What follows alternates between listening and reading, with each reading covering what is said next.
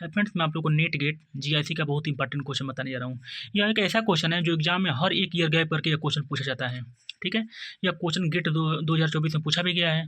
Question है कि let A equal to A matrix कोई है, इसकी जो मैट्रिक्स की एंट्री है 0 2 2 0 2 0 एंड टी डिफाइन कैसे है M2/C2 M2/C, मतलब 2 का मैट्रिक्स 2 मैट्रिक्स में जा रहा है। B the linear transformation given by T define कैसे है T of B equal to A B.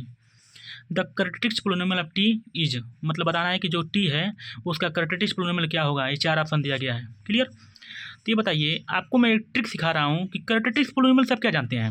किसी भी मैट्रिक्स की जो कैरेक्टरिस्टिक्स पोलिनोमियल होती है उसको कैसे लिखते हैं। तो आप अगर कैरेक्टरिस्टिक्स पोलिनोमियल लिखना जानते होंगे तो आपको पता होगा जो कांस्टेंट टर्म होता है उस मैट्रिक्स का डिटरमिनेंट होता है। क्लियर, आपको पता है। तो ये बताइए, कुछ भी निकालने की आवश्यकता नहीं है। मैं आपको एक ऐसा ट्रिक बता दूंगा जिसको आप 5 सेकंड के अंदर लगा सकते हैं। आप बताइए, जो कैरेक्टरिस्टिक्स पोलिनोमियल टी का लिखे हुए हैं यही तो, इसी में से चारों में से कोई एक होगा ना, कोई एक ऑप्शन। तो जो भी कांस्टेंट टर्म होता है वही क्या होता है, इस टी का डिटरमिनेंट होगा। तो कांस्टेंट टर्म, कांस्टेंट किसे बोलते हैं, फ्री फ्रॉम एक्स, जहाँ पे एक्स ना दिखे उसे कांस्टेंट बोलते हैं। क्लियर। तो बताइए, या तो 16 होगा, कांस्टेंट 16 ही है ना, या -4 होगा, या -2 होगा, या -16 होगा। मतलब जो टी का डिटरमिनेंट होगा इसी चारों में से कोई एक होगा ना। तो अगर मैं केवल टी का डिटरमिनेंट निकाल लूँ तो कैरेक्टरिस्टिक्स पोलिनोमियल निकालने की आवश्यकता क्या है, उसी से पता चल जाएगा कौन सही है कौन गलत है। क्लियर। अब ए का मैट्रिक्स, जो ए मैट्रिक्स दिया गया है उसको उतार लीजिए पहले, तब ना टी को निकालेंगे। तो ए हमारा मैट्रिक्स का दिया गया है 0 2 2 0। क्लियर।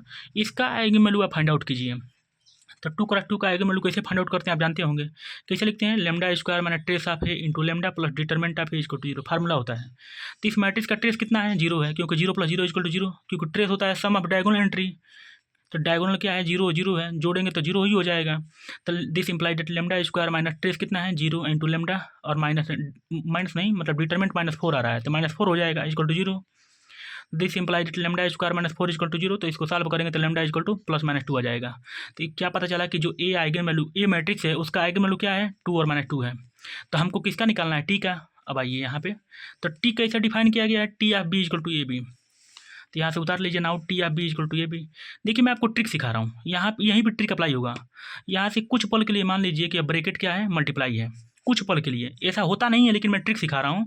तो अगर T of B equal to A B है तो ब्रैकेट को अगर मल्टीप्लाई मान लेंगे, तो अगर नंबर सिस्टम में पढ़े होंगे 2x इक्वल टू, अगर 4 लिखा है तो x इक्वल टू 2 लिख सकते हैं। कैसे लिखे हैं, 2 से 4 को काट देते हैं। उसी प्रकार T of B equal to A B है और ब्रैकेट को मल्टीप्लाई मान लेंगे तो बी से बी कट जाएगा। तो टी किसके बराबर हो जाएगा, ए के।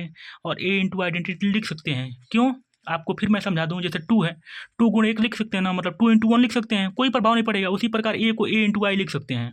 क्लियर। तो यहाँ से ट्रिक क्या है, आइगन वैल्यू ऑफ टी, मतलब टी का आइगन वैल्यू निकालना है। तो टी किसके बरोबर है, या ये अप्रॉक्सीमेट का साइन है, मतलब लगभग के बरोबर, मतलब बरोबर या लगभग बरोबर। तो ए इंटू आई, तो मतलब यहाँ से ये कहीं ट्रिक है कि जो ए का आइगन वैल्यू उसको लिख लीजिए और आइडेंटिटी का आइगन वैल्यू लिख लीजिए और दोनों को मल्टीप्लाई कर दीजिए। जो मल्टीप्लाई करने पे आएगा वहीं टी का आइगन वैल्यू हो जाएगा। क्लियर। ठीक है, लिखिए। तो ए का आइगन वैल्यू हम निकाल चुके हैं 2 और -2, और सबको पता है कि आइडेंटिटी का आइगन वैल्यू क्या होता है, 1 1 होता है। तो 1, 1 लिख दिए हैं और ये मल्टीप्लाई किए हुए हैं। क्लियर। तो आइगन वैल्यू ऑफ टी क्या हो जाएगा, 2 को उठाइए 1 में मल्टीप्लाई कीजिए 2 हो गया। 2 को उठा कर इस 1 में मल्टीप्लाई कीजिए 2 हो गया। अब -2 को उठा करके इस 1 में मल्टीप्लाई करेंगे -2 हो जाएगा। -2 को उठा करके इस 1 में मल्टीप्लाई करेंगे -2 हो जाएगा। क्लियर। तो ये बताइए, आइगन वैल्यू ऑफ टी कितना निकल गया, 2, 2 -2, -2, मतलब टी के कितने आइगन वैल्यू हो गए, 4। तो यहाँ मैं लिख दिया हूँ 4 आइगन वैल्यू एग्जिस्ट। तो एक और मैं ट्रिक सिखा रहा हूँ। आप बताइए, आप इतना लिखने की आवश्यकता भी, मैं इतना लिखा हूँ, इतना भी नहीं लिखना है। इसका डिटरमिनेंट के, जब आइगन वैल्यू किसी मैट्रिक्स के पता चल जाता है तो उस मैट्रिक्स का डिटरमिनेंट कैसे निकालते हैं, प्रोडक्ट ऑफ आइगन वैल्यू, मतलब उस आइगन वैल्यू को गुणा कर देते हैं, वहीं डिटरमिनेंट हो जाता है। तो ये बताइए, 2 × 2 -2 गुणे -2 करेंगे तो क्या हो जाएगा, +16 हो जाएगा ना, मतलब 2 दूना 4, दूना 8, दूना 16, माइनस गुणे माइनस प्लस हो जाएगा। मतलब इसको मल्टीप्लाई करेंगे चारों को तो 16 आ जाएगा। अब देखिए कहाँ +16 दिख रहा है, तो जहाँ +16 दिख जाएगा वहीं हमारा सोल्यूशन हो जाएगा। तो +16 यहीं दिख रहा है, तो मतलब ये ऑप्शन सही है। आपको डायरेक्ट बता सकते हैं, केवल आइगन वैल्यू मिला, कैरेक्टरिस्टिक्स पोलिनोमियल लिखना नहीं है। क्लियर। तो यहाँ से एक और ट्रिक सीख लीजिए। ठीक है, आपको पता चलेगा कि पहला ऑप्शन सही है। और भी थोड़ा कॉन्सेप्ट को विजुलाइज कीजिए। अगर मान लीजिए किसी भी मैट्रिक्स का आइगन वैल्यू निकल गया तो जितने आइगन वैल्यू एग्जिस्ट करते हैं उतने ही कैरेक्टरिस्टिक्स पोलिनोमियल की डिग्री होती है। ये भी समझ जाना चाहिए। तो ये बताइए टी का आइगन वैल्यू कितना है, 1 2 3 4, मतलब 4 आइगन वैल्यू एग्जिस्ट कर रहे हैं। तो जो क्वाड्रेटिक पोलिनोमियल होगा उसकी डिग्री कितनी होगी, 4 होगी। तो देखिए कहाँ डिग्री 4 है, डिग्री जहाँ 4 नहीं होगी उसको कट कर दीजिएगा, मतलब जो डिग्री 4 नहीं होगा वो हमारा क्वाड्रेटिक पोलिनोमियल नहीं होगा। मैं बोल रहा हूँ कि जो टी का आइगन वैल्यू होता है, जितने आइगन वैल्यू होंगे उतने ही क्वाड्रेटिक पोलिनोमियल की डिग्री होगी। तो कितने आइगन वैल्यू मिल रहे हैं, 4, तो हमारा डिग्री कितना होगा, 4। देखिए यहाँ डिग्री 2 है, यहाँ डिग्री 2 है, मतलब बी सी तो पहले ही कट गया, मतलब या तो ए होगा नहीं तो डी होगा। अगर डिग्री 4 है तो या तो ए ऑप्शन सही होगा नहीं तो डी ऑप्शन सही होगा, बी सी तो कभी हो ही नहीं सकता है।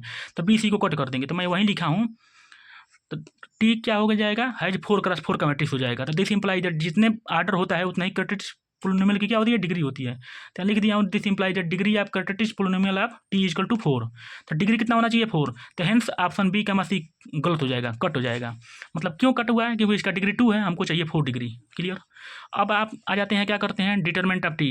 तो आपको पता है किसी भी मैट्रिक्स का डिटरमिनेंट कैसे निकालते हैं, प्रोडक्ट ऑफ आइगन वैल्यू। तो इसको मल्टीप्लाई कर दीजिए, तो मल्टीप्लाई करेंगे तो 16 आता है। तो यहाँ देखते हैं कि दोनों में 16 कहाँ है, तो यहाँ +16 है, यहाँ -16 है, तो +16 वाला सही हो जाएगा, मतलब ये ऑप्शन आपका करेक्ट हो जाएगा। तो वहीं लिख दिया हूँ, hence option A is correct and option D is incorrect. तो थैंक यू, आंसर ए सही है, ऑप्शन ए सही है। Thank you.